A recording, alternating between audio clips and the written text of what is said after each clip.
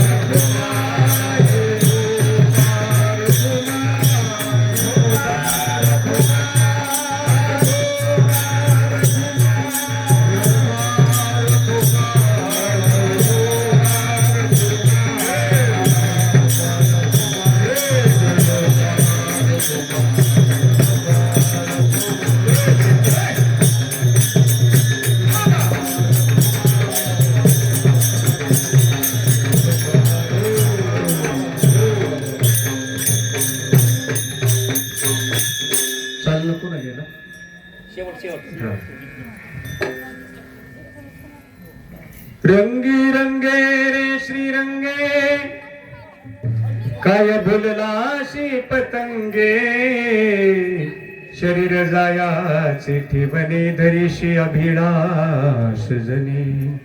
तुकोबराय म्हणतात लोहे तुझा हा परिवार द्रव्यदारा क्षणभंगुर.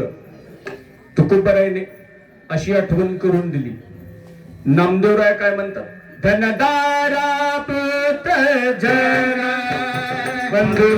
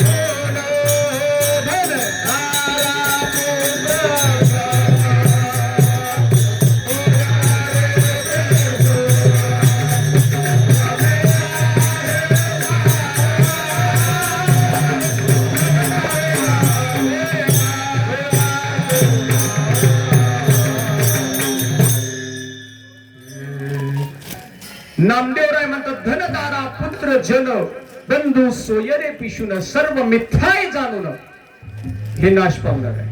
म्हणून शरण रिघा देवाशी.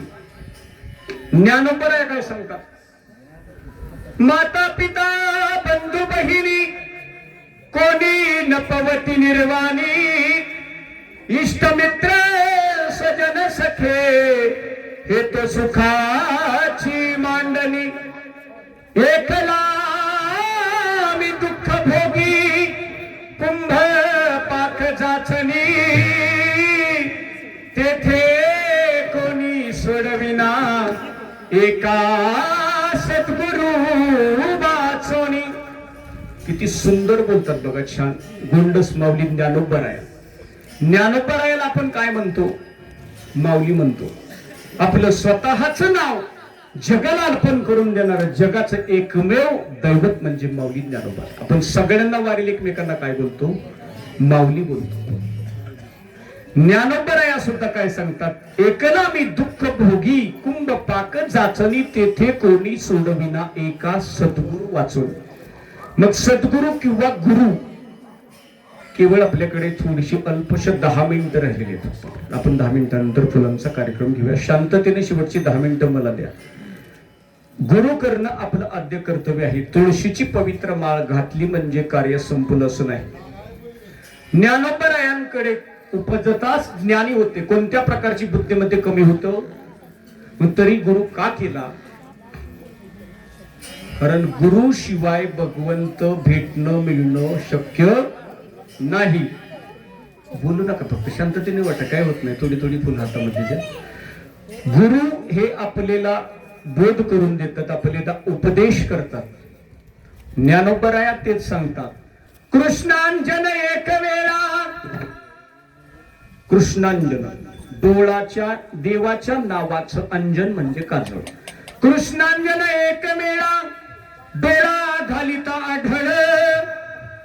मग काय झालं? भगवंताच्या नावाचं काजळ डोळ्यात माझ्या गुरुनी घातलं.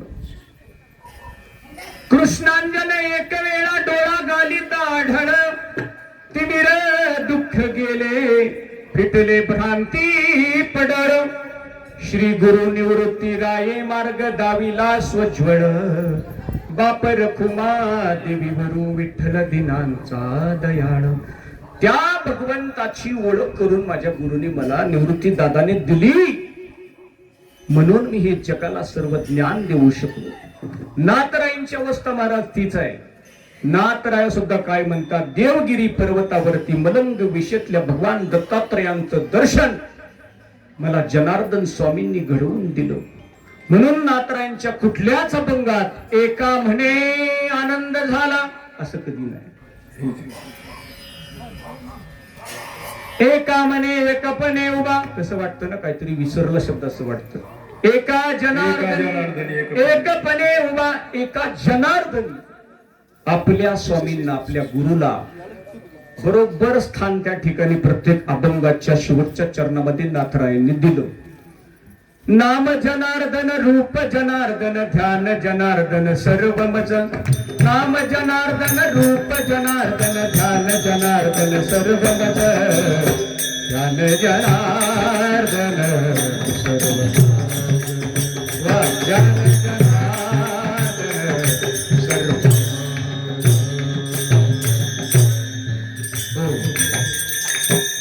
माय जनार्दन बाप जनार्दन जन जनार्दन सर्व मज. जनार्दनाचा एका जनार्दन देखा जनी वनी सखा. जनार्दन जनी वनी काष्टी पाशानी गात्री गोत्री पाठी आणि ओठी. भगवंताच्या अगोदर फक्त आपल्या गुरुचाच धावा. निळोबरायांनी जे अनुष्ठान मांडलं तेव्हाच होता त्यांनी आपल्या गुरुचाच धावा केला. करीत तसे धावा तुकयाचा. भगवंताला तरी भगवंताला हाकलून दिलो. तुझा धावा केलाच नाही तर तू आला कशासाठी. इतकी गुरुच्या बद्दल इतका गुरुच्या बद्दल आदर. गिरनार पर्वतावरील भगवान दत्तात्रयांची भेट घेण्यासाठी मच्छिंद्रनाथ आणि गोरक्षनाथ निघाले. भेट घेतल्याच्या नंतर प्रयाग ठिकाणी आले. एका गावातून जात असताना मच्छिंद्रनाथ आणि गोरक्षनाथ तीर्थाटन करत असताना त्या ठिकाणी कल्लोळ माजलेला होता. शेवटचा दृष्टांत सांगतोय, शांत चित्तेने ऐकून घ्या. भगवंत जर एखादा व्यक्ती चांगला असेल तर त्या व्यक्तीच्या देहात सुद्धा प्रवेश करतो आणि त्याचं आयुष्य संपलं तरी त्याचं आयुष्य पुढे चालवण्याची ताकद केवळ परमात्मा शक्तीत आहे. त्या ठिकाणी ते तीर्थावळी करत जात होते आणि मग गावामध्ये एक छोटस गाव आहे आपल्या आनंदनगर सारखं, नदीच्या काठी होतं. कल्लोळ वाजलेला होता. अगदी आक्रोश करून कुणी लोळत कुणी आरडाओरडा करत रडत होतं. गावकरी रडत होते, मित्रमंडळी रडत होते, आप्तेष्य सगळे गहिवरून रडत होते.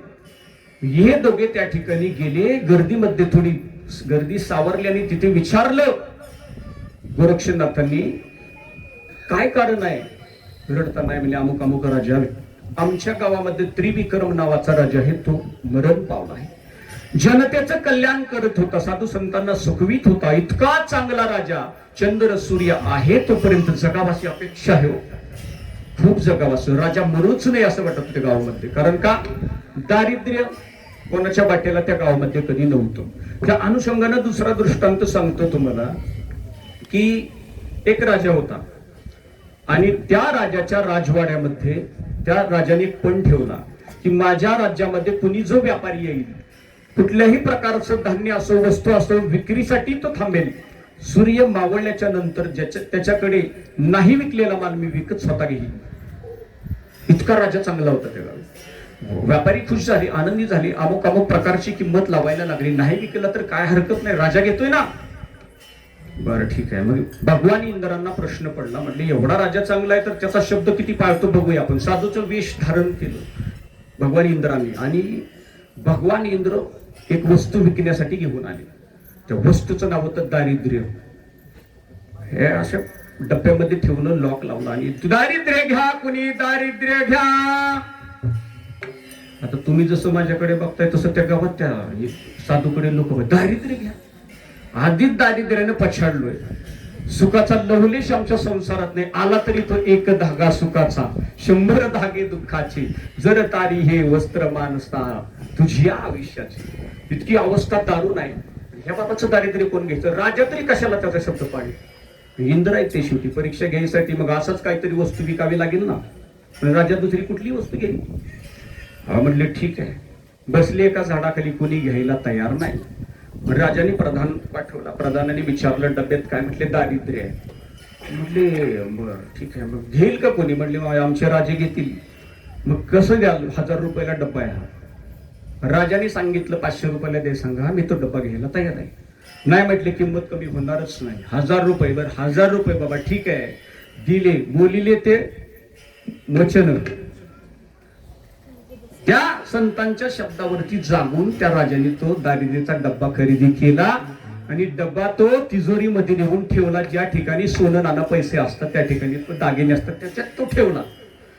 ठेवल्यानंतर पलंगावरती तिने सांजेला राजे बसले. तो राजा बसला. बसल्याच्या नंतर महालातून एक सुंदर लावण्यवती स्त्री समोरून जाताना दिसली. राजाचं लक्ष नकळत तिच्याकडे गेलं. थांबा म्हटले, तुम्ही कोण आहे? तुम्हाला मी राजवाड्यात कधीच नाही पाहिलं आजपर्यंत. नाही म्हटले, मी तुमच्याच बंगल्यातली आहे. आणि म्हटले, पण मी नाही पाहिलं. माझं नाव लक्ष्मी आहे म्हटले. बरं म्हटलं, ठीक आहे. मग चालला तुम्ही? हो म्हटले, चालले. का चालला? तुम्ही स्वीकारलं दारिद्र्य, त्यामुळे लक्ष्मी थांबेल नाही. बरं ठीक आहे म्हणले, जावा म्हटले, बाय बाय. बसले. परत चिंता करत बसली. थोड्या वेळाने धर्म नावाचा एक मनुष्य जाताना दिसला. मनुष्यालाही थांबवलं. तुम्ही कोण? म्हणलं, मी धर्म आहे. म्हणजे तुम्ही? हो, मी तुमच्याच राजवाड्यातला, पण आता तुम्ही दारिद्र्याचा स्वीकार केलेला आहे. लक्ष्मी निघून गेली, धर्मही त्या ठिकाणाहून निघून गेला. थोड्या वेळानंतर काय झालं, अजून एक मनुष्य जाताना दिसला. त्याला थांबवलं. म्हणले, तुम्ही कोण? म्हणले, मी सत्य आहे. म्हटले, लक्ष्मी गेली, मला काय दुःख नाही झालं. धर्म गेले, मला दुःख नाही झालं. तुम्ही सत्य आहात, तुम्ही जाता कामा नाही, तुम्ही जाऊ नका. आणि माझी परमिशन मिळाल्याशिवाय तो जाऊ शकत नव्हते. ठीक आहे म्हटले. म्हणले, पण हे सगळे गेल्यानंतर मला जावं लागेल. नाही म्हटले, ठीक आहे, तुम्हाला थांबावंच लागेल, कारण दिलेला शब्द पाळण्यासाठी मी सत्याचं पालन केलं, त्यामुळे तुम्हाला थांबावं लागेल. ते जाऊन माघारी परत राजमहालामध्ये राजाच्या राजवाड्यात बसले. बसल्याच्या नंतर गेलेली लक्ष्मी परत आली. म्हटले, ज्या ठिकाणी सत्य स्थिर आहे त्या ठिकाणी मला जाता येणार नाही. लक्ष्मी आई साहेब माघारी आल्या. धर्मही माघारी आला. म्हणून राजा सत्यवादी होता. तसंच या मच्छिंद्रनाथ आणि गोरक्षनाथ चाललेल्या त्या ठिकाणी, त्या प्रयाग क्षेत्राच्या ठिकाणी, त्या गावामध्ये त्रिविक्रम राजाचा देह पडला होता. तो सत्यवादी राजा होता आणि तो मरण पावल्यामुळे हे गाव आक्रोश करून लढत होतं. मच्छिंद्रनाथांना प्रश्न पडला. गोरक्षनाथांना बोलले, गोरक्षा म्हणले, एवढा जर राजा चांगला असेल, गावकऱ्यांची अपेक्षा असेल हा राजा अजून जगावा, तर मी काय करतो, याच्या देहामध्ये प्रवेश करतो आणि माझा देह तुम्ही शिवालयामध्ये बंद गृहामध्ये ठेवा 12 वर्षापर्यंत. याला 12 वर्षाचं आयुष्यातून गादी चालवण्यासाठी देऊया. ठरलं. देह ठेवला मच्छिंद्रनाथांनी. हे का सांगतो की त्या त्रिविक्रम राजाचं भाग्य किती मोठं असेल की भगवान परमात्म्यानं त्याच्या शरीरामध्ये प्रवेश करावा आणि त्याचं शरीर 12 वर्ष चालवावं. पण काही कुटाळ नीती करणारी व्यक्ती मंडळी असतात की 12 वर्ष संपत आल्याच्या नंतर रेवती नावाची त्याची पत्नी असते, तिला वाटतं आता आपलं 12 वर्ष संपली की पुन्हा पती मरण पावणार. मग करायचं काय की मच्छिंद्रनाथाचं शरीरच ठेवायचं नाही. मग कसा माझा पती मरेल? मग त्या ठिकाणी शैव गुरु म्हणून असती, त्याची राखण करत असते ते शिवगृहाची. त्या ठिकाणी ही रेवती काही सैन्यांना घेऊन जाते, शिवालय उघडायला लावते दमदाटी करून. उघडल्यानंतर मच्छिंद्रनाथाचं शरीर छिन्न विछिन्न करून पृथक पृथक करून तुकडे फेकून दिले जातात. आहे असं ते घर लावलं जातं, गृहाघर शिवालय लावलं जातं, कोणाला कानोखान खबर नाही. आणि मग गोरक्षनाथ भिक्षाटन करत असता असता त्या गोदा तीरावरती येतात आणि त्या गावामध्ये गौड बंगाल नावाचं गाव आहे. त्या ठिकाणी भिक्षा करत असताना एका घरी भिक्षा मागतात. एक गृहिणी येते, भिक्षा देते. तिला म्हणतात, माग, तुला मागायचं काय? ते म्हणते, मस्त तू गोसावी आहे, तुला मागून काय मागणार आहे? तू एकच काम कर म्हणले, जागेवरती उभा राहा. गोरक्षनाथ म्हणले, ठीक आहे.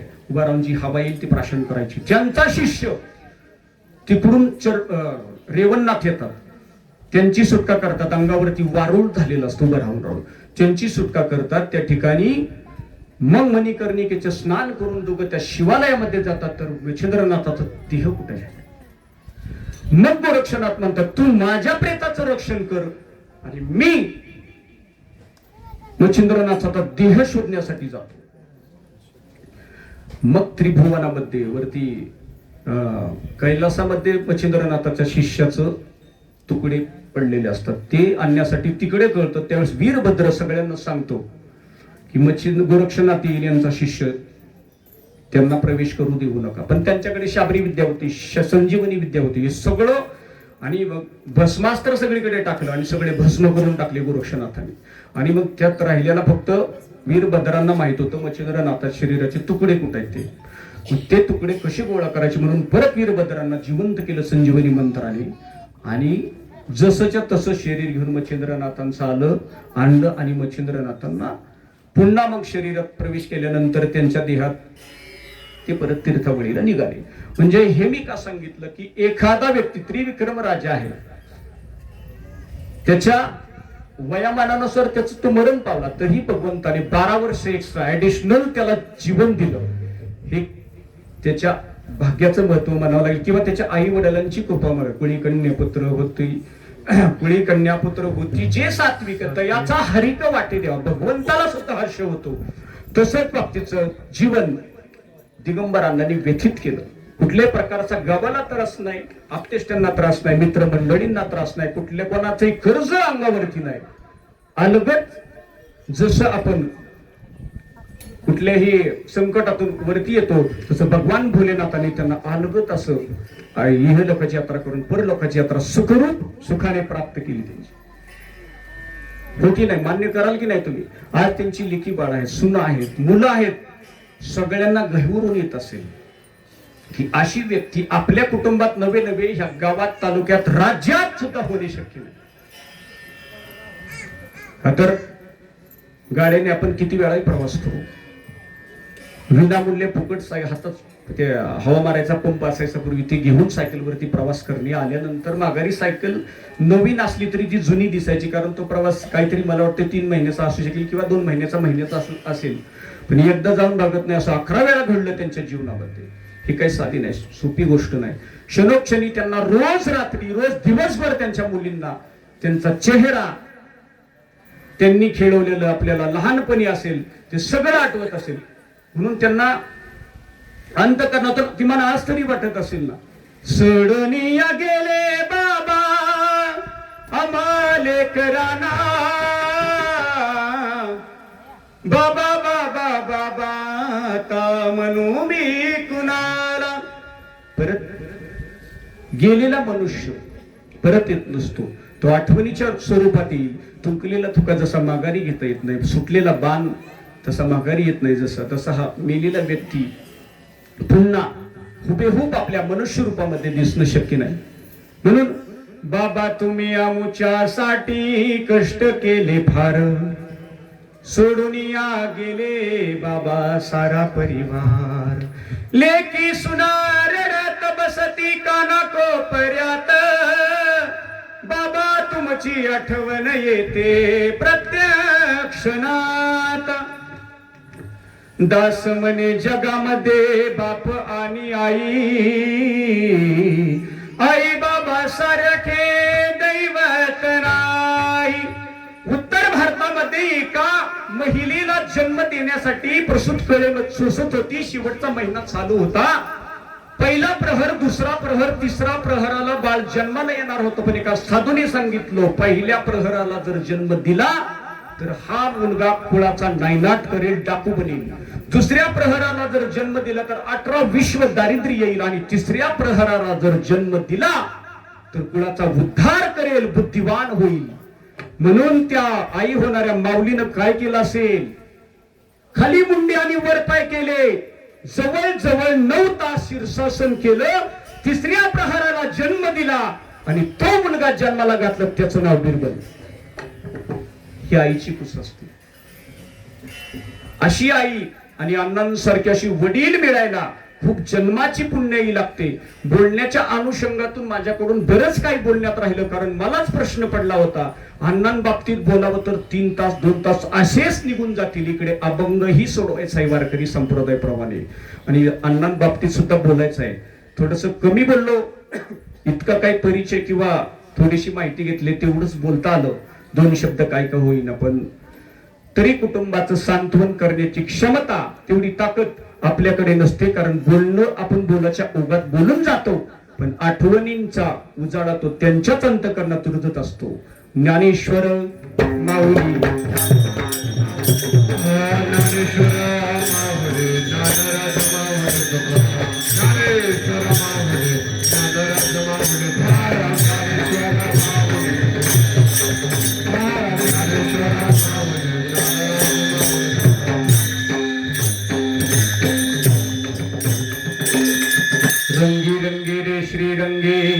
काय भुललासी पतंगे शरीर जायाचे ठेवणे का धरीशी अभिलाष जनी नव्हे तुझा हा परिवार धनदारा क्षणभंगुर शरीर जायाचे ठेवणे धरीशी अभिलाष जनी अंतकाळीचा स्वयरा तुका म्हणे विठू धरा शरीर जायाचे ठेवणे धरीशी अभिलाष जनी. शेवटचा शब्द लक्षात ठेवा दादांनो, माऊलींनो, माता माऊली असतील, माझे बंधू वर्ग असेल. अंतकाळीचा सोयरा तुका म्हणे विठू धरा. याचा अर्थ असा आहे की क्षणाक्षणाला भगवंताची आठवण ठेवा, आपल्या मृत्यूची आठवण ठेवा, समाजात वागण्याचं आपलं परिवर्तन बदला. काहीतरी चेंज झाला पाहिजे. आपण लोकांसाठी काहीतरी केलं पाहिजे, लोकांनी आपल्यासाठी काहीतरी केलं पाहिजे. आपण केलं तरच समोरचा व्यक्ती आपल्यासाठी काहीतरी करेल. झालेली सेवा भगवान भोलेनाथांच्या चरणी, भगवान पांडुरंगाच्या चरणी, माऊली ज्ञानोबरायांच्या चरणी, तुकोबरायांच्या चरणी, सर्व संत मानवी आळींच्या चरणी आणि तुम्हा माये बापांच्या चरणी अर्पण करून सेवेला विराम देतो. शेवटचा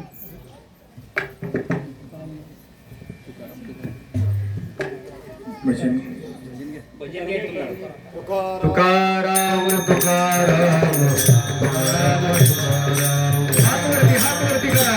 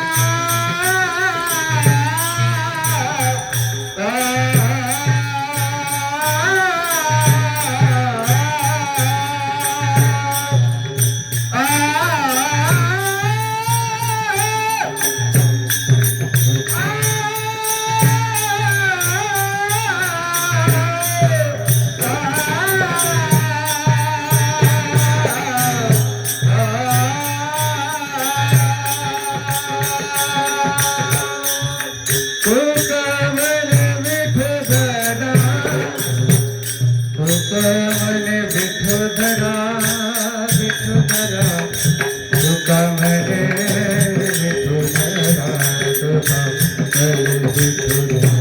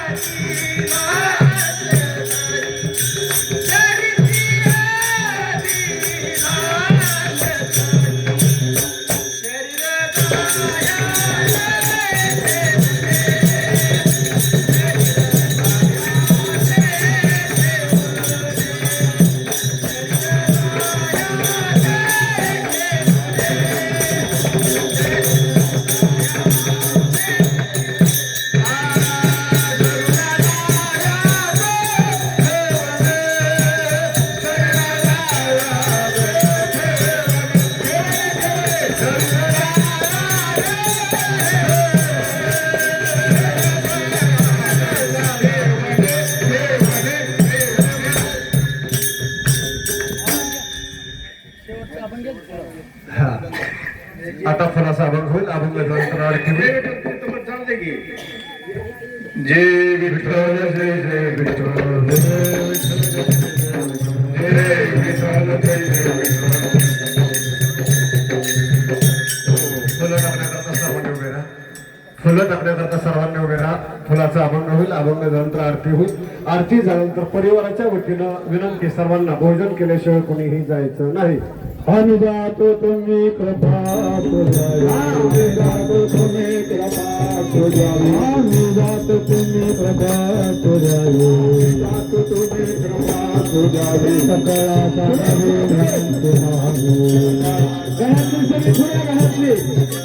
घरातली सगळी